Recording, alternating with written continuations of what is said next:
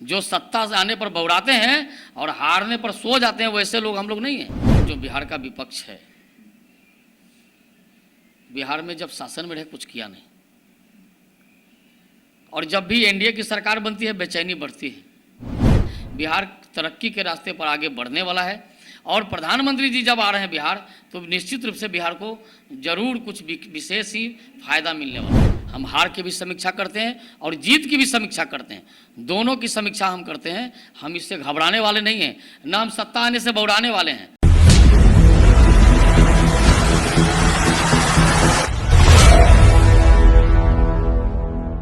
नमस्कार, आप देख रहे हैं संक्षिप्त। मैं हूं आपके साथ अमृता पांडे। अभी हम बीजेपी दफ्तर में मौजूद हैं। यहाँ राकेश कुमार सिंह जी हमारे साथ हैं, इनसे जानने का प्रयास करेंगे। 19 तारीख को प्रधानमंत्री नरेंद्र मोदी जो हैं वो बिहार आ रहे हैं। कई कार्यक्रम हैं नालंदा में उनका, और इसके बाद कई संकेत मिल रहे हैं। महज 10 दिन शपथ ग्रहण के बाद प्रधानमंत्री का बिहार आना, इससे लोगों को काफ़ी उम्मीद है। इस बार प्रधानमंत्री बिहार आते हैं तो क्या कुछ नया सौगात बिहार को देते हैं, हम इनसे जानने का प्रयास करेंगे। शपथ ग्रहण के जस्ट बाद प्रधानमंत्री जो हैं वो बिहार आ रहे हैं। देखिए, ये तो बिहार के लिए अच्छी शुरुआत है कि चुनाव के बाद देश के यशस्वी प्रधानमंत्री नरेंद्र मोदी जी नालंदा आ रहे हैं। और उन लोगों के लिए भी करारा तमाचा है कि जो लोग कहते थे कि केवल चुनाव में आते हैं, चुनाव के बाद नहीं आते हैं, तो अभी चुनाव के कभी 1 सप्ताह 10 दिन भी नहीं बीते हैं। शपथ ग्रहण के अभी 2-4 दिन हुए हैं और प्रधानमंत्री जी नालंदा विश्वविद्यालय आ रहे हैं। यह बिहार के लिए गौरव का विषय है, गौरव का क्षण है। और इस क्षण को बिहार के लिए उपलब्धि माना जाएगा। निश्चित रूप से जब प्रधानमंत्री जी आएंगे तो एक तो विश्वविद्यालय का दीक्षांत समारोह है, उसके भवन का उद्घाटन है, कई कार्यक्रम ऐसे हैं। लेकिन प्रधानमंत्री जी बिहार में आ रहे हैं तो केवल विश्वविद्यालय में तो आ ही रहे हैं, लेकिन निश्चित रूप से बिहार को इसका बहुत बड़ा लाभ मिलने वाला है। बिहार के लिए ये सुखद क्षण है। क्या संकेत है, इस बार बिहार को विशेष राज्य का दर्जा मिल जाएगा? देखिए, अब भारतीय जनता पार्टी की सरकार है, अटल जी के समय से ही बिहार को विशेष पैकेज देने का काम किया है। नरेंद्र मोदी जी की सरकार ने भी पिछले वर्ष, पिछले चुनाव में 1,25,000 करोड़ का स्पेशल पैकेज देने का काम किया था। और इस बार भी बिहार नरेंद्र मोदी जी के प्रायोरिटी में है। 8 मंत्री बने हैं और 10 विभाग मिला है।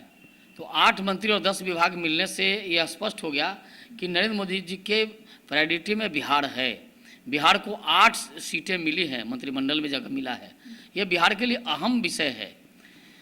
लेकिन चर्चा है कि नीतीश कुमार इस से खुश नहीं है, उनको 2 ही विभाग दिया गया है जदयू को इस बार। नीतीश कुमार जी ने दिल्ली में थे, शपथ ग्रहण के पहले नीतीश जी दिल्ली में ही थे।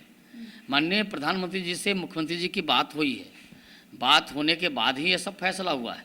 बिहार को 8 मंत्रालय मिला है, 8 मंत्री मिले हैं।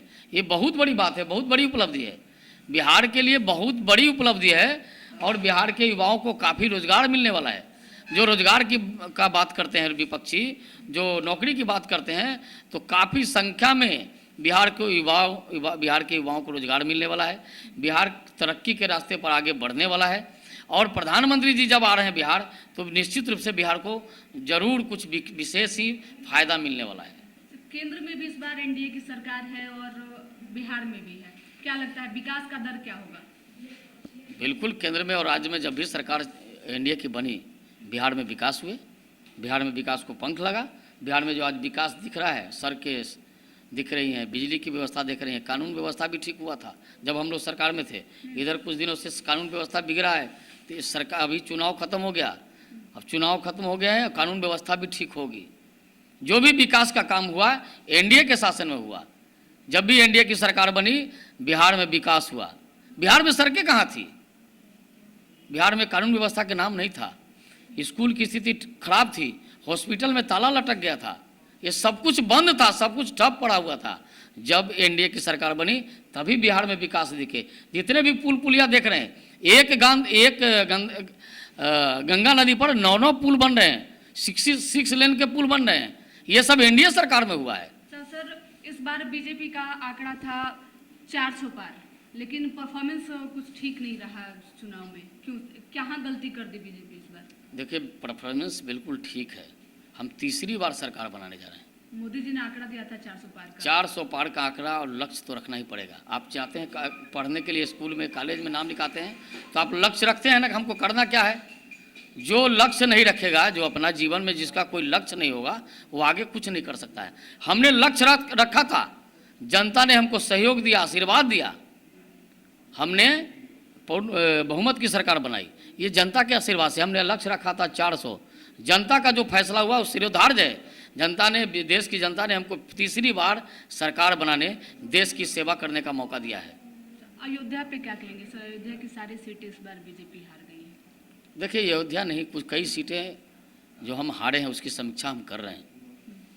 चुनाव में जीत भी हुआ है, हार भी हुआ है, तो हम हार से न विचलित होते हैं, न जीत से इठलाते हैं। हम हार की भी समीक्षा करते हैं और जीत की भी समीक्षा करते हैं, दोनों की समीक्षा हम करते हैं। हम इससे घबराने वाले नहीं हैं, ना हम सत्ता आने से बौड़ाने वाले हैं। जो सत्ता से आने पर बौड़ाते हैं और हारने पर सो जाते हैं, वैसे लोग हम लोग नहीं हैं। हम लोग लगातार बढ़ने वाले। 1952 में हम लगातार 1952 से लेके 80 तक हम कंटिन्यू 2 सीट वाली पार्टी हुआ करते थे। आज दुनिया की सबसे बड़ी पार्टी हैं, इसलिए हम घबराते नहीं हैं, ना हम हार में इटलाते हैं, ना जीत में बौड़ाते हैं। कभी ऐसा नहीं होता है।